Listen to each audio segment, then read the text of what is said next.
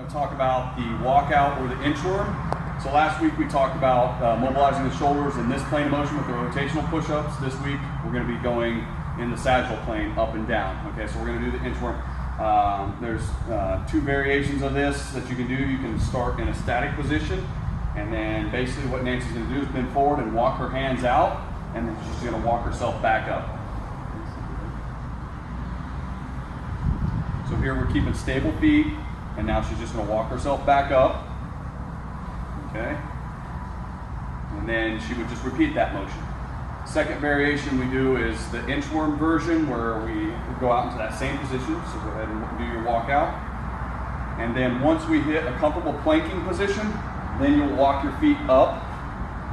And your limiter here is your hamstring flexibility, okay? So the goal is to eventually be able to work your hands up, or your feet up to your hands, okay? And then she'll just walk out from there again, okay?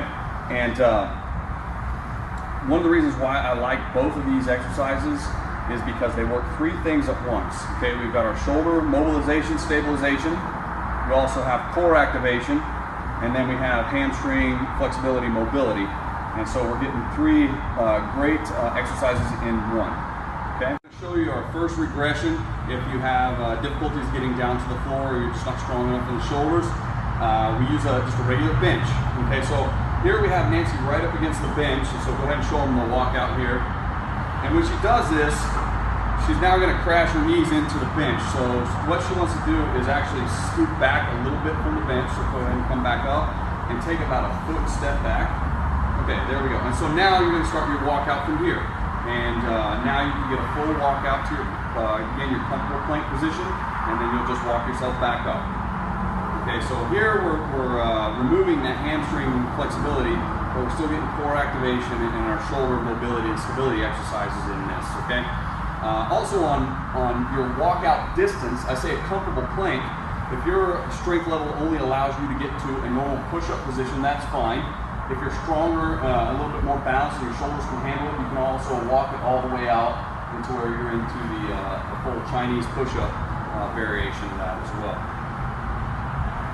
Question number 2, okay, so this one's, again, if you're limited on hamstring mobility, core's not quite strong enough, or maybe you just don't have strong enough shoulders yet, you're recovering from a surgery, some other injury to the shoulder, this is a good place to start. So what we do is we have Nancy get into a planking position with her hands on the bench, okay, and then from here we're basically doing the bird dog exercise. So she's going to be raising her arm out in front of her, pointing the thumb towards the ceiling, and then just bringing it back down.